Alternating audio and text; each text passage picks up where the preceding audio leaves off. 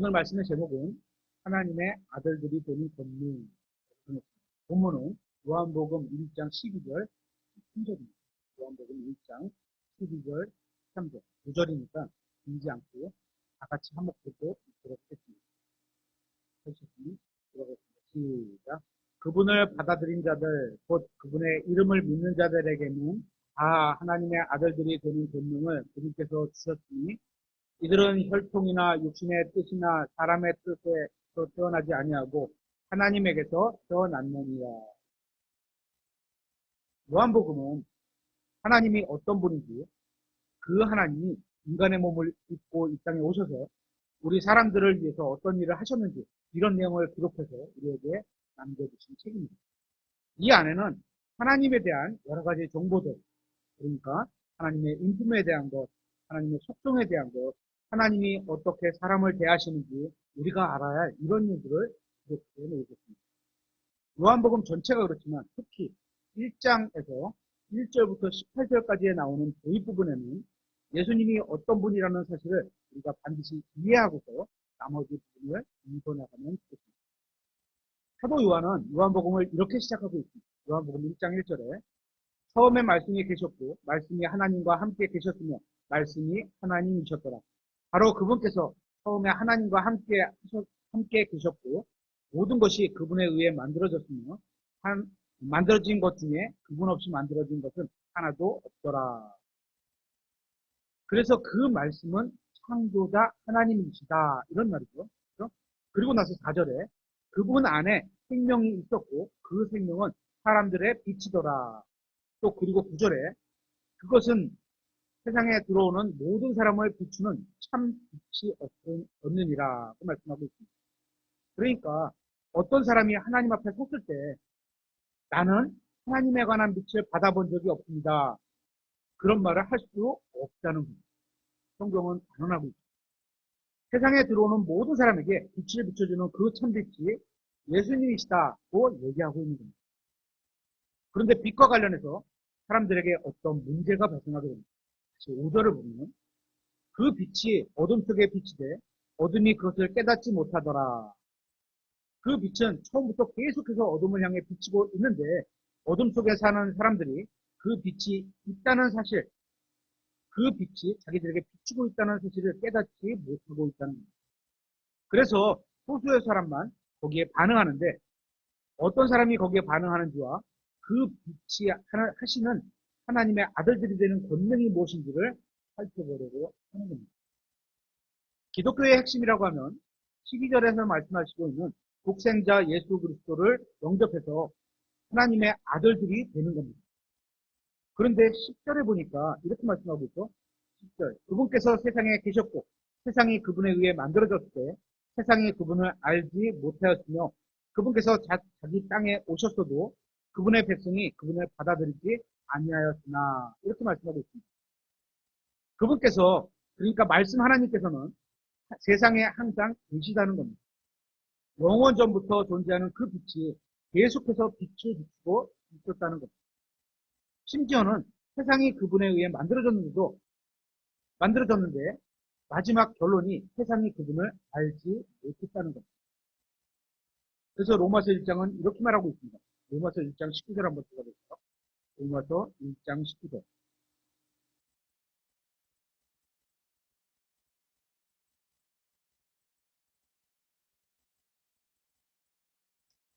이는 하나님을 알만한 것이 그들 속에 분명히 드러나 있기 때문이다.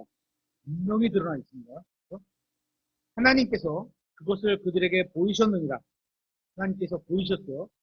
그래서 요한복음 1장 5절에서 보면 여기서 진리의 빛이 계속 비춰주고 계셨다. 그런 거죠. 20절. 그분의 보이지 아니하는 것들, 곧 그분의 영원하신 권능과 신격은 세상의 창조 이후로 분명히 보이며 만들어진 것들에 의해 이해될 수 있으므로 그들이 변명할 수 없느니라. 문제는 사람들이 자신들을 창조하신 분이 계시다는 사실을 일부러 알려하지 않는다는 것. 우리에게 비춰지는 진리의 빛이 계속해서 비춰지고 있는데도 사람들은 그 빛에 반응하지 않는다는 겁니다. 사람들이 창조자가 있다는 사실에 왜 동의하고 있지 않은 것입니다.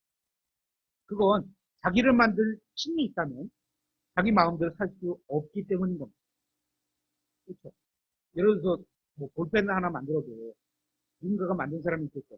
의도를 가지고 색깔을 가지고 글귀와 어떤 필요의 용도를 쓰게 하기 위해서 만들어 거잖아요. 사람도 마찬가지라는 거예요. 창조자 하나님이 사람을 만든 이유는 하나님을 사랑하고 하나님과 서로 교제를 나누고 하나님을 존중하고 그렇게 경배를 드리게 하려고 만드셨는데 사람들이 죄를 지음으로 말미암아 그 창조의 목적을 잃어버려 하나님에게서 떠나버린 거예요. 사람들은 그렇게 하나님의 뜻대로 살기 싫어서 하나님이 계시다는 사실조차도 인정하지 않으려는 거예요. 하나님이 계시다는 걸 인정하면 만드신 분 앞에서 심판을 받을 때가 있을 것이기 때문에 그분을 두려워하면서 살아야 한다는 이런 생각을 갖게 되는 게 싫다는 겁니다. 알지만 싫어서 없는 것처럼 여기서 살래 이런 겁니다. 내 마음대로 하나님이 없는 것처럼 그냥 살다가 그대로 가야 되는데 그래서 일부러 하나님을 알려고 하지 아니하니까 하나님께서는 그들을 버림받은 생각에 내어주셨다. 그래? 네 마음대로 한번 살아봐. 이게 버림받은 생각에 내어주신 거죠. 그런 사람들이 하나님을 인정할 수 없는 상태에 빠져버리게 내어주셨다고 성경은 말씀하고 있습니다. 그런데 11절에는 더 심각한 이야기를 하고 있습니다. 세상 사람들은 그렇다 쳐도 하나님의 선민이라는 이스라엘 백성도 마찬가지라는 겁니다. 하나님께서는 자신의 백성으로 이스라엘 백성을 택하셨고 또 하나님께서는 모세를 통해 이집트에서 노예로 살고 있던 이스라엘 백성을 다 끌어내셨고 시내산에서 그 어느 누구도 갖지 못했던 하나님의 명령들 특히 그중에 10계명을 하나님께서 직접 주셨고 그래서 이 세상 우주 공간을 창조한 그 여호와 하나님의 백성이라고 그게 바로 자기들이라고 당당히 얘기하던 그런 백성도 하나님을 거부했다는 겁니다. 그리고 구약 성경이 예언하고 있던 그 메시아 왕국이 이 땅에 세우시려고 유대인의 다윗 왕조를 따라서 예수라고 하는 분이 이 땅에 나타나셨는데 그렇게 하나님께서 육신을 입고 이 땅에 오셨는데도 유대인들은 그 예수님을 받아들이지 않는 그런 일이 생겼다는 겁니다. 그런데 이런 가운데 유대인들이 잊어버리고 있던 중요한 사실이 있었습니다. 뭐냐 하면 진짜 빛이 아닌 유대교라는 종교를 따라간 겁니다. 율법에 따른 짐승제사, 제사장 제도 이런 거에 만족했다는 겁니다. 어쩌면 이것이 저와 여러분이 예수님을 제대로 믿기 전에 진정으로 사랑하고 믿고 따르고 두려워하고 이런 게 없이 종교 생활로 교회 생활을 했던 게 비슷한 걸 수도 있겠습니다. 이 사람들이 그냥 종교의식에 젖어 있던 겁니다. 진짜 하나님께서 사람들의 눈앞에 나타나는데도 그분이 하나님이시라는 사실을 깨닫지 못했던 겁니다. 여러분도 한번 생각해 보세요. 만약 지금 21세기에 예수님이 진짜로 한번 나타나신다고 했을 때, 안 나타나시겠죠. 그리고 성경에는 그런 예언이 없기 때문에 안 나타나시잖아요. 하지만 만약에 가장이면 했을 때 그 예수님을 진짜로 예수님으로 받아들일 수 있는 그런 성도가 몇이나 있을까? 쉽지 않을 거예요. 그런 교훈을 요한복음이 우리에게도 주고 있는 거죠. 그렇게 요한복음 1장부터 21장 전체의 내용이 예수님에 대해서 특히 구약 성경의 많은 예표들을 성취하러 오신 분이라고 예수님이 그 성취하러 오신 메시아라고 계속해서 말씀해 주고 있는 겁니다. 그런데 사람들이 그 예수님을 영접하지 않았죠. 영접했다는 건 받아들였다 이런 얘기입니다. 왜죠? 성경은 알지 못했기 때문이라고 하고 있습니다. 이들은 구약 성경을 알지 못했던 게 아니라 그 말씀의 실체가 나타났는데도 믿으려고 하지 않았던 겁니다. 이렇게 참 빛이 왔는데도 그 빛을 배척한 겁니다. 그래서 예수님께서 말씀하시길 요한복음 5장 39절에 이렇게 말씀하고 있습니다. 성경 기록들을 탐구하라. 너희가 그것들 안에서 영원한 생명을 얻는 줄로 생각하는데 그것들은 나에 대하여 증언하는 것들이니라. 그런데도 너희는 생명을 얻기 위해 내게 오기를 원치 아니하는도다. 우리는 이 생명을 얻기 위해 예수님께 나아갔고 그분을 믿고 받아들여 하나님의 아들들이 되는 권능을 얻게 된 겁니다. 맞나요? 맞습니다. 그렇다면 하나님의 아들들이 되는 권능이란 어떤 것일까요? 다시 요한복음 1장 12절을 보도록 하겠습니다. 요한복음 1장 12절.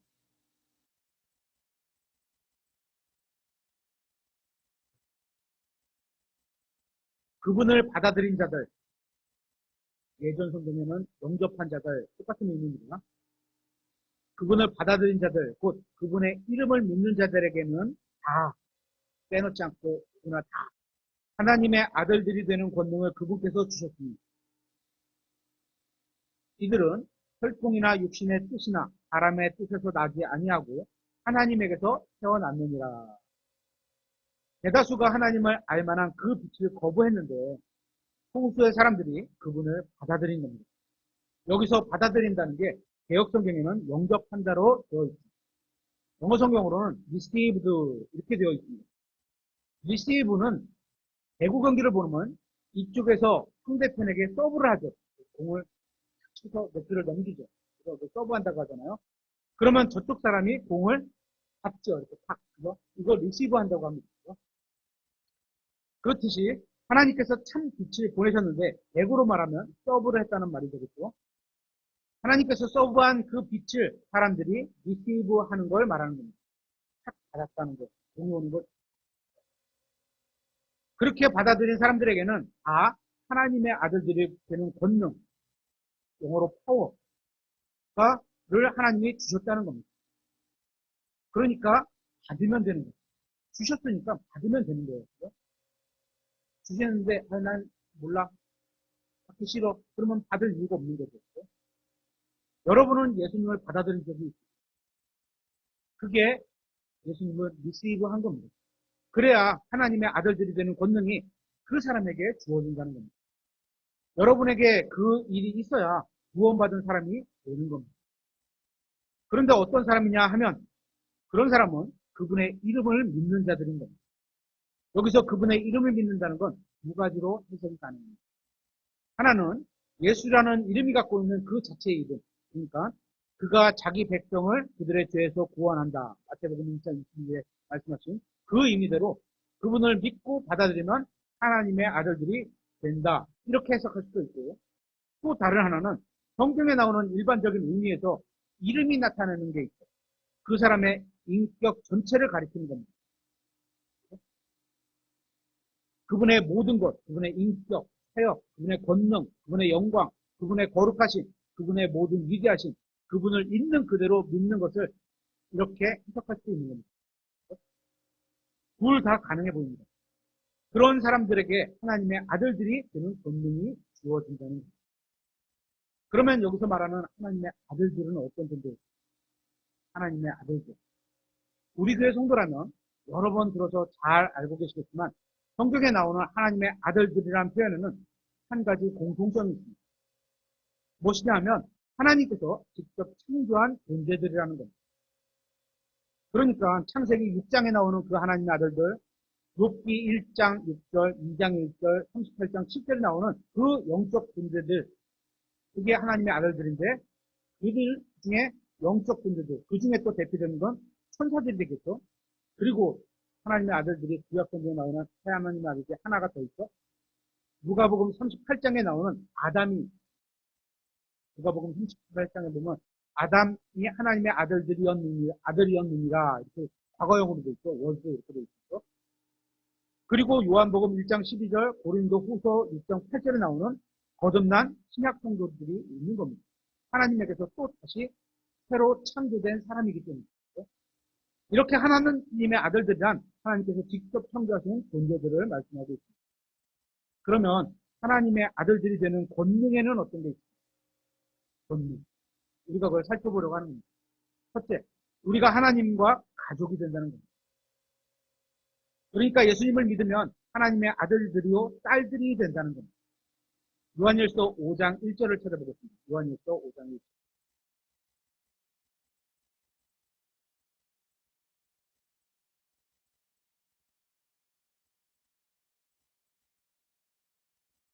누구든지 예수님께서 그리스도이심을 믿는 자는, 여러분은 예수님께서 그리스도이심을 믿습니까?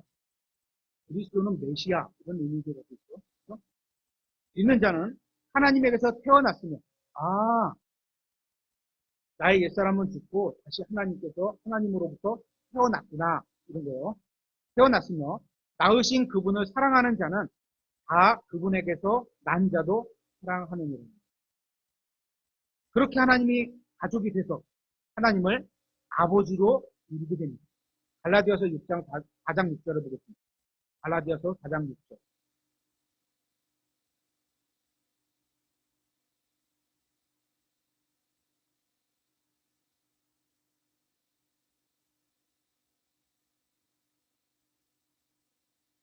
너희가 아들들이므로 하나님에게서 태어났으니까 자녀가 된 거죠. 아들들이므로 하나님께서 자신의 아들의 영을 너희 마음속에 보내사 아바 아버지 하고 부르짖게 하셨느니라.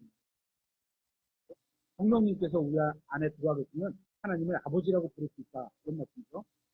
어떤 분은 저에게 이런 질문을 할 수 있을 것 같습니다. 성경님, 조금 전에 말한 게 좀 이상한데 성경 어디에 하나님의 딸들이란 표현이 있어?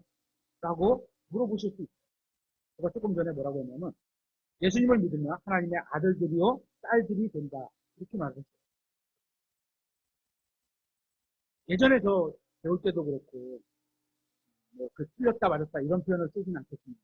그러나 그 휴거 때 모두 남자로 변한다 이렇게 저도 배웠었고 그래서 많이 그렇게 가르치기도 했었는데 복음 그 변화를 좀 달리 해보려고 계속 그 연구 중에 있는 게 있습니다. 왜냐하면 거듭나면 모두 하나님의 아들들이 된다고 했으니까 이게 다 그죠? 다 하나님의 아들들이 된다고 했는데 어디 딸이란 표현이 있느냐 이렇게 얘기를 했거든요. 그런데 이 표현은 마치 휴거 때 피를 쏟고 하늘로 올라간다고 보시는 것과 비슷하게 보입니다. 어디 성경에 피를 쏟고 하늘로 올라간다 유사하게 볼 수 있는 구절들은 있어요. 그렇죠? 육과 피는 상속받지 못한다. 그러니까 다 쏟고 가나 보다 이렇게 한 단계 더 나가서 추측을 하는 건데 성경에는 그런 말 없습니다. 그러면 성경에 하나님의 딸들이라는 표현이 있을까요? 한 군데 있습니다. 찾아보겠습니다. 고린도후서 6장 18절.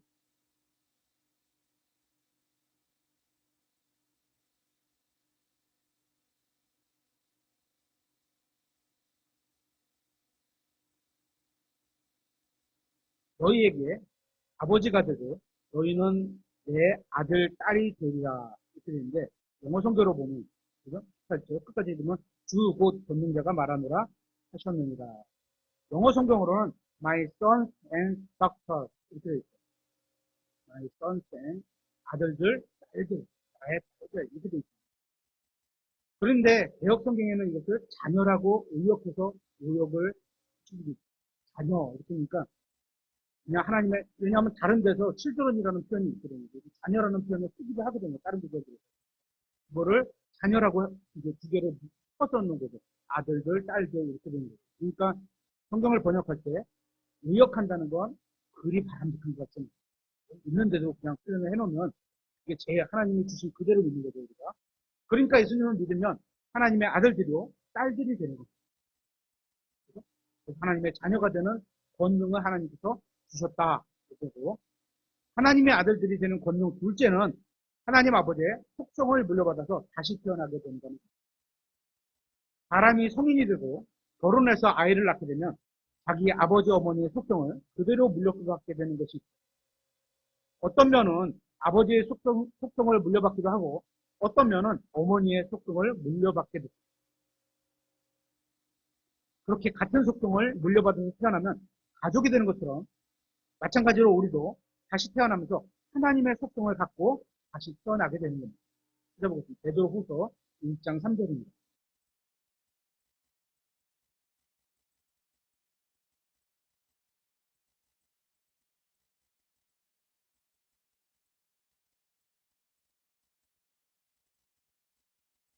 우리를 부르사 영광과 덕에 이르게 하신 분을 아는 것을 통해 그분의 신성한 권능이 생명과 하나님의 성품에 속한 모든 것을 우리에게 주셨으며 그것들로 말미암아 지극히 크고 보배로운 약속들이 우리에게 주어졌나니 이것은 이 약속들에 힘입어 너희가 정욕으로 인해 세상에 있는 썩을 것을 피하여 하나님의 본성에 참여하는 자가 되게 하려 함이니라. 여기서 하나님의 본성이라고 번역한 영어 성경을 보면 divine nature 이렇게 있습니다. 그러니까 하나님의 아들이 된다는 얘기는 하나님의 본성을 공유하는 사람이 된다는 겁니다. 예수님을 믿고 구원받은 저와 여러분은 지금도 여전히 육식 가운데 죄를 지으며 살아가고 있습니다. 그렇죠. 그렇죠? 결국 죽어야 마땅한데 죄의 시작은 사망이니까 결국 죽어야 마땅한데 예수 그리스도로 말미암아 얻은 하나님의 본성으로 인해서 죄와 같이 나쁜 걸 극복하는 존재가 되었다는 겁니다. 이렇듯이 하나님의 아들들이 되어야만 하나님의 본성에 참여하는 자가 된다는 겁니다. 그러니까 예수님을 믿는다는 건 정말 대단한 겁니다. 그래서 하나님의 속성을 우리가 가졌어요. 갖게 될 것이다. 하고 이미 가졌어요. 여러분이 대통령의 아들들만 되어도 얼마나 좋겠어요. 딸이 돼도 얼마나 좋겠어요. 아버지가 대통령이 요새는 안 좋은 거예요. 제약이 너무 많은가? 왕의 아들이라고 생각해보세요. 얼마나 좋겠어요. 대단한 거죠. 그것만 돼요. 하지만 그런 거는 다 결국 어느 정도 기간이 지나면 죽고 없어지는 겁니다. 그래서 별거 아니게 되는 거죠. 하지만 하나님의 아들들이 된다는 건 아버지가 하나님이 되시고 앞으로 그분처럼 영원히 존재하며 또한 그분의 본성에 참여해서 하나님이 가지고 계신 그 거룩하신 위대함, 은혜로우신, 사랑이신 이런 성품을 부여받은 존재가 되었다는 겁니다. 이것이 예수님을 믿어서 얻게 되는 하나님의 본능이 되는 겁니다. 세 번째, 하나님의 아들이 된다는 건 약속으로 상속이 주어지는 겁니다. 구약시대의 이스라엘은 하나님의 백성으로서 땅을 상속받게 됩니다. 그 땅은 아들들에게 상속권이 부여됩니다. 한번 찾아보겠습니다. 에스겔서 46장 18절.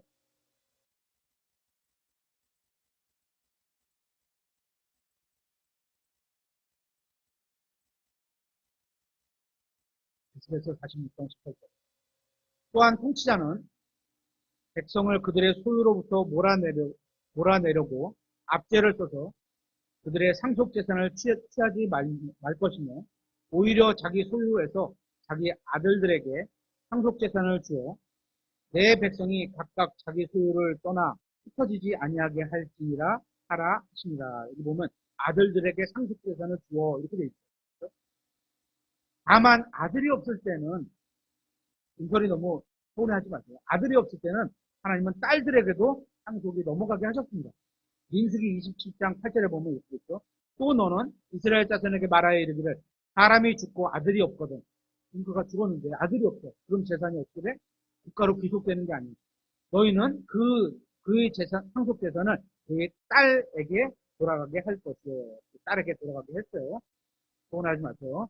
그러니까 신약에서는 거듭난 모든 사람이 다 예수 그리스도와 함께 공동 상속자가 되었답니다. 아들들이 됩니다. 로마서 8장 17절 한번 보겠습니다.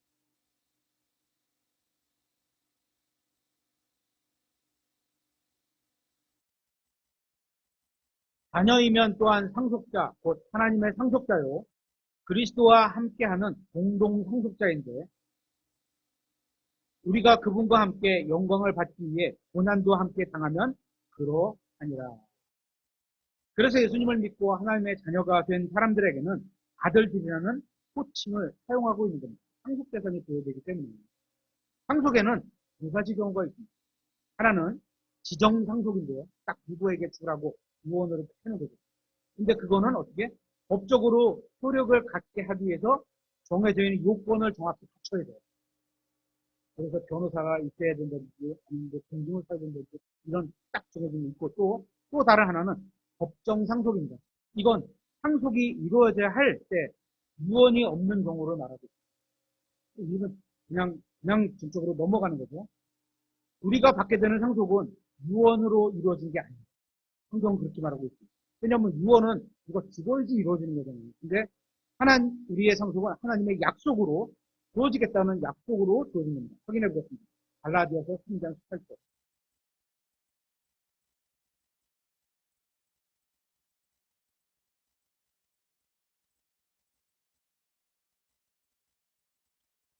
만일 그 상속 유업이 율법에서 나면 법을 지켜서 상속받는 게 이루어진다면 뭐 이런 게 있겠죠. 그것은 더 이상 약속에서 나지 아니하느니라. 하나님께서 주시겠다고 약속해서 이루어진 게 아니라는 거죠. 나는 지켜서 얻어지게 되는 거라는 거죠. 그러나 하나님께서는 그것을 아브라함에게 약속을 통해 주시는 거예요. 약속을 통해 믿음의 자녀에게 주시기로 하셨다. 이렇게 되는 거죠. 그러니까 상속 유업이. 구약성경에서 이스라엘 백성에 주신 상속 유업은 약속된 가나안 땅을 가리켜 사용되고 있습니다. 그러나 아들들에게 상속될 유업, 신약 성경인 아들들에게 상속될 유업은 다가올 세상과 관련이 있습니다. 지금 이 세상과 관련이 있는 게 아닙니다. 앞으로 다가올 세상과 관련이 있습니다. 로마서 4장 13절에 이렇게 되어 있습니다. 그가 세상의 상속자가 되리라고 하신 그 약속은 아브라함에게나 그의 씨에게나 율법을 통해 주어지지 아니하고 믿음의 의를 통해 주어졌는 것입니다. 세상의 상속자가 되게 하려고 세상과 관련이 있는 것입니다. 다음 다가올 세상과 그리스도인은 예수님을 하나님의 아들로 믿음으로 말미암아 하나님의 아들들이 되는 권명을 얻게 됩니다. 또한 그리스도와 함께 하나님의 상속권도 공유하게 되어 있습니다. 그래서 히브리서는 예수님을 하나님의 아들이자 모든 것의 상속자라고 말하고 있습니다. 히브리서 1장 12절에 이 마지막 날들에는 자신의 아들을 통해 우리에게 말씀하시고 그 아들을 모든 것의 상속자로 정하셨습니다. 이 모든 것의 상속자가 우리와 공유하는 상속자가 된 겁니다. 또 우리도 모든 것을 공유하는 상속자가 되는 거죠. 또한 그 아들로 말미암아 세상들을 만드셨는 겁니다. 그리스도는 하나님의 아들입니다. 이 아들은 우리 프로그램이나 우리 성경 인쇄한 거 보면 붉은 글씨로 아들, 영어로는 S가 대문자로 이렇게 되어 있는 거죠. son. 그래서 아들 하나님에 대한 표현을 하는 것이죠. 특별히 유일한 아들입니다. 그냥 내가 하나님의 다시 태어난 아들이요. 이렇게 말하는 그 나같이 son이 소문자로 되어 있는 그런 아들들이 아니고 특별히 딱 예수님만 그 대문자로 되어 있는 그 아들이죠. 그분은 또한 모든 것의 상속자입니다. 그렇게 하나님은 아들을 만유의 상속자로 세우셨습니다. 그래서 예수님을 주님으로 받아들이지 않으면 하나님의 왕국을 상속받지 못하게 된다고 성경은 얘기하고 있습니다. 공동상속자인데 공동상속자가 되려면 예수님을 주님으로 받아들여서 내 안에 꿀과 되면 같이 공동상속자가 된다는 거죠. 고린도전서 6장 9절에 이렇게 되어 있습니다. 불의한 자들이 하나님의 왕국을 상속받지 못할 줄을 너희가 알지 못하느냐? 속지 말라. 음행하는 자나 우상숭배자나 간음하는 자나 여성화된 남자나 남자와 더불어 자신을 욕되게 하는 남자나 도둑질하는 자나 탐욕을 부리는 자나 술주정뱅이나 욕하는 자나 착취하는 자는 하나님의 왕국을 상속받지 못하리라. 여기서 하나님의 왕국을 상속받지 못한다는 건 구원받지 못한다는 얘기입니다. 하나님의 나라는 그리스도의 재림과 함께 새하늘과 새 땅이 될 것을 약속으로 주고 있습니다. 지금 이 세상이 아니고 다가올 세상에 약속이 되어 있어요. 베드로후서 3장 13절에 그럼에도 불구하고 우리는 그분의 약속에 따라 의가 거하는 새하늘과 새 땅을 기다리느니라. 그러니까 하나님의 약속을 믿고 끝까지 인내하며 살아서 복된 인생, 또 하나님의 아들들이 되는 권능으로 살아가야 하는 겁니다. 네 번째, 하나님의 아들들이 되는 권능은 주님과 같은 모양으로 변하게 되는 겁니다. 요한 1서 3장 2절을 보겠습니다. 요한 1서 3장 2절.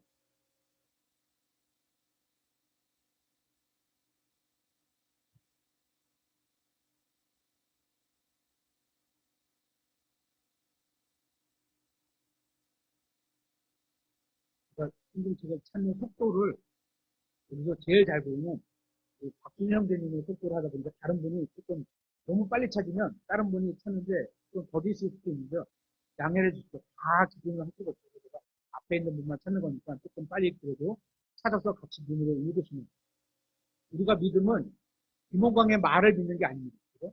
그러니까 하나님의 말씀을 믿는 건데 하나님 말씀은 기록돼 있잖아요. 같이 눈으로 보시면서 읽는 게 훨씬 더가 아니죠. 믿음의 기본을 이루는 겁니다. 꼭 찾아보세요. 사랑하는 자들아, 이제 우리는 하나님의 아들들이니 우리가 앞으로 어떻게 될지는 아직 나타나지 아니하였으나 그분께서 나타나시면 우리가 그분과 같게 될 줄을 아노니 이는 우리가 그분께서 계신 그대로 볼 것이기 때문이다. 예수님의 재림은 우리가 완전함에 이르게 되는 시작이자 완성입니다. 완전함이란 모든 면에서 예수님처럼 되는 겁니다. 예수님의 마음, 예수님의 생각, 예수님의 말, 예수님의 행동, 예수님의 권능, 이 모든 것이 예수님처럼 변화되는 겁니다.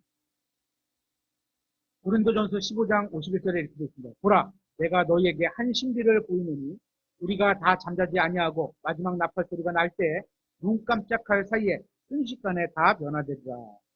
우리가 휴거돼서 하늘로 올라가는데 그렇게 변화돼서 하늘로 올라갔는데 만약에 지금 있는 우리의 육신에 속한 이 성품을 그냥 그대로 가지고 올라간다고 한번 생각해보세요. 지금 여러분이 갖고 있는 이 속성 그대로 가지고 올라간다고 한번 생각해보세요. 여기만 엉망인 게 아니고 하늘나라도 엉망이 됐어요. 그래서 영에 속한 새 사람으로 하나님의 아들로 다시 태어나야만 하는 겁니다. 그죠? 하나님의 속성과 예수님처럼 변화된 모습을 가지고 올라가야 되기 때문에 요한복음 3장 6절에 이렇게 말하고 있습니다. 육에서 태어난 것은 육이요 성령에게서 태어난 것은 영이 다시 태어난 사람, 새 사람. 여러분은 예수 그리스도를 주님으로 받아들여서 하나님의 아들들이 되는 권능을 소유하고 계시다고 말씀합니다. 맞나요? 네. 다섯 번째, 하나님의 아들들로서 성령의 인도를 받게 됩니다. 거듭난 사람은 성령님의 인도를 받게 된다는 거예요. 이게 구원받은 증거일 수도 있죠. 로마서 8장 14절 한번 찾아보겠습니다.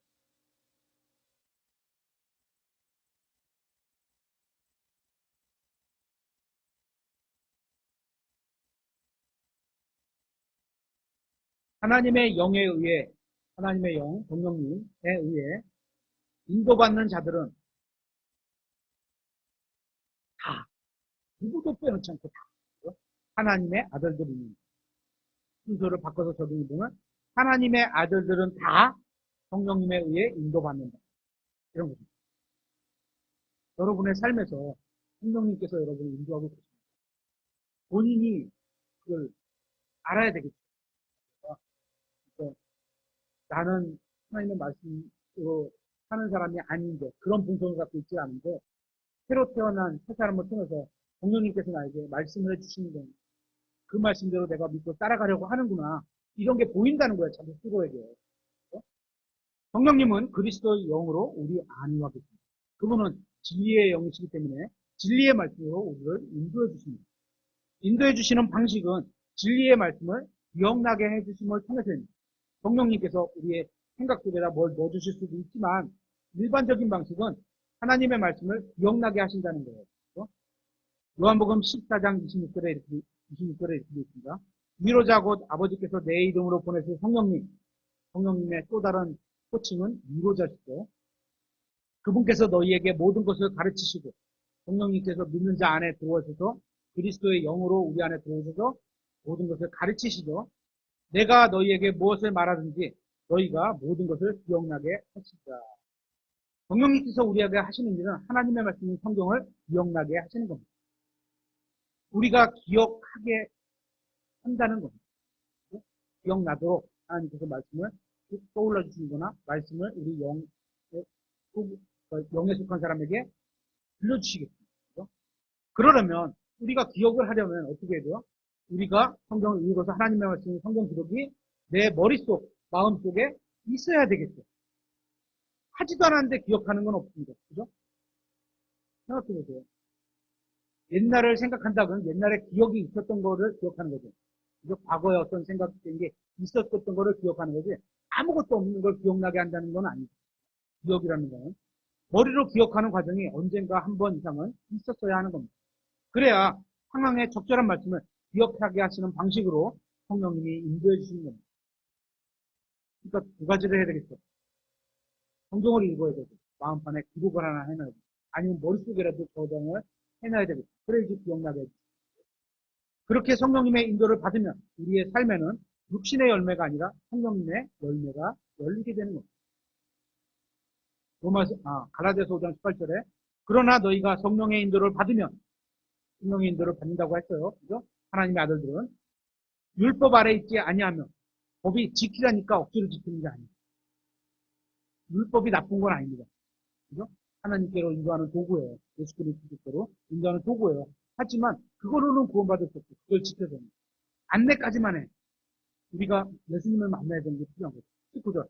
한편 육신의 행위는 명백하니 이것들이니 곧 간음과 음행과 부정함과 세격과 우상숭배와 마술과 증오와 불화와 시기심의 경쟁과 다툼과 폭동과 이단파당과 시기와 살인과 술 취함과 흥청됨과 또 그와 같은 것들이니라. 이게 다 육신에 속한 것이요. 내가 또한 전에 너희에게 말한 것 같이 이것들에 대하여 미리 너희에게 말하노니 그런 것들을 행하는 자들은 결코 하나님의 왕국을 상속받지 못하리라. 그러나 성령의 열매는 사랑과 기쁨과 화평과 오래 참음과 부드러움과 선함과 믿음과 온유와 절제니 이 같은 것들을 대적할 법이 없느니라. 그리스도께 속한 자들은 애착들과 정욕들과 함께 육신을 십자가에 못 박았느니라. 만일 우리가 성령 안에서 살면 또한 성령 안에서 벌을 치니라. 우리는 예수님을 주님으로 받아들이면 어떻게 되는 게 하나님의 아들들이 되는 본능을 살펴보고 같습니다. 이것은 어떤 출생에 따른 것이냐의 문제입니다. 하나님의 아들들이 됩니다. 그래서 요한복음 1장 13절에는 이렇게 말씀하고 있습니다. 이들은 혈통이나 육신의 뜻이나 사람의 뜻에서 나지 아니하고 하나님에게서 태어났느니라. 그러니까 하나님의 아들들은 어떤 사람이 나는 좀 하나님의 아들이 되고 싶다 이렇게 해서 되는 게 아니라는 겁니다. 어떻게 하면 되냐? 하나님에게서 태어나야만 한다는 겁니다. 그런 내용을 유대인들이 알지 못했기 때문에 요한복음 3장에 나오는 니고데모를 통해서 하나님의 왕국에 들어가는 사람이 반드시 다시 태어나야 한다. 반드시 다시 태어나야 한다고 말하고 있는 겁니다. 하나님께서는 다시 태어나는 그 일이 있어야만 그래야 하나님의 아들들이 된다는 또 하는 이 사실을 예수님이 풀어서 설명을 해주셨던 겁니다. 오늘 말씀을 마무리하겠습니다. 여러분은 예수님을 주님으로 받아들이셨습니다. 그렇다면 예라고 대답한 여러분에게는 하나님의 아들들이 되는 이 놀라운 특권을 하나님께서 주셨습니다. 그리고 요한일서 3장에 가시면 여러분에게 이런 말씀을 하고 있습니다. 다시 요한일서 3장을 한번 찾아보겠습니다.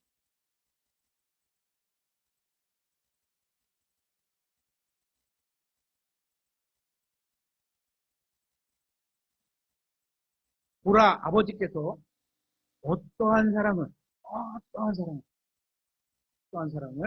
우리에게 베푸셨습니다. 한번 어떠함을 한번 해보세요. 어떤 사랑을 베푸셨습니다. 우리가 하나님의 아들들이라 불리게 하셨습니다. 어떤 사랑을 베푸셨습니다. 로마서 5장 8절은 이렇게 말씀하고 있습니다. 우리가 아직 죄인이었을 때 우리의 상태가 사랑받을 만한 자가 아니었을 때 죄인이었을 때 그리스도께서 우리를 위해 죽으심으로 자신의 가장 사랑하는 아들, 항상 자신을 듣고 살게 할 수 있는 그 아들, 하나님께, 그리스도께서 우리를 위해 죽으십니다. 하나님께서 우리를 향한 사랑을, 자신의 사랑을 당당히 제시하십니다. 어떤 사랑을 베푸십니까? 저와 여러분이 하나님의 아들들이 되는 건 보통의 사랑을 베푸신 게 아니라는 겁니다. 어느 정도의 사랑이냐면 아버지와 유일하고 특별한 관계를 맺은 그 아들 하나님께서 이 땅에 사람의 몸을 입고 오셨습니다. 저와 여러분을 위해 십자가에서 피 흘리시고 죽어서 땅에 묻힐 정도까지 저와 여러분을 사랑하시고 저와 여러분이 하나님의 아들들이 되는 놀라운 특권을 드립니다. 이게 결코 쉬운 일이 아닙니다. 그런데도 세상이 이걸 깨닫지 못하고 있다는 것. 그건 세상이 그분이 알지 못하고 있기 때문이라고 합니다. 그런데 다시 태어난 우리는 영적으로 하나님의 본성에 참여했다는 사실, 예수님을 믿고 하나님의 왕국에 들어가게 되었다는 사실, 이걸 알고 있다는 겁니다. 그리고 다시 사랑하는 자들이 이 사실을 알고 있는 것만으로 끝이 아니라는 겁니다. 그래서 요한 3장 2절에 이렇게 말하고 있죠. 사랑하는 자들아, 이제 우리는 하나님의 아들들입니다. 맞죠? 우리가 앞으로 어떻게 될지는 아직 나타나지 아니하였으나 그분께서 나타나시면 우리가 그분과 같게 될 줄을 아노니 이는 우리가 그분께서 대신 그대로 볼 것이기 때문이다. 그러니까 예수님께서 재림하시면 여러분과 저는 그분과 같은 하나님의 본성에 참여하는 자가 된다는 겁니다. 여기서 우리의 몸은 주님의 재림의 때 변화되지만 우리의 영과 혼은 이미 다시 태어났고 구원받았습니다. 그러니까 지금도 하나님의 아들들이 되는 권능으로 예수님처럼 살아갈 수 있다는 겁니다. 예수님의 마음, 예수님의 생각, 예수님의 말, 예수님의 행동 모두 예수님처럼 영적으로 할 수 있다는 겁니다. 그래서 어떤 삶을 살아가느냐 우리가 하면 요한일서 3장 3절에 그분 안에서 이 소망을 가진 자는 예수님이 재림하셔서 우리를 완전히 예수님과 똑같이 생각, 마음, 권능, 그분이 갖고 있던 어떤 육신의 영적인 몸, 그죠? 그분을 만난다는 소망, 하늘에 있는 소망, 그분 안에서 이 소망을 가진 자는 우리가 그렇지 않가요? 그는 다 그분께서 순결하신 것 같아요. 자기를 순결하게 하는 일. 처녀가 자기 신랑에게 순결을 유지하는 것처럼 살아간다는 거예요. 그래서 4절에 누구든지 죄를 범하는 자는 죄를 멀리하고 옛사람이 죽었으니까 죄에 반응을 하지 않겠죠. 자는 율법도 범하나니 죄를 범하는 자는 법도 어기는 거예요. 죄는 율법을 범하는 것입니다. 죄를 이기는 삶을 살아간다는 겁니다. 그렇게 여러분이 예수님을 받아들여서 구원받은 사람이라면 하나님의 본성에 참여해서 다시 태어난 사람으로서 하나님의 기쁨을 드리는 아들들로, 딸들로 하나님께 영광을 돌리는 자녀로 살아가야 한다는 것.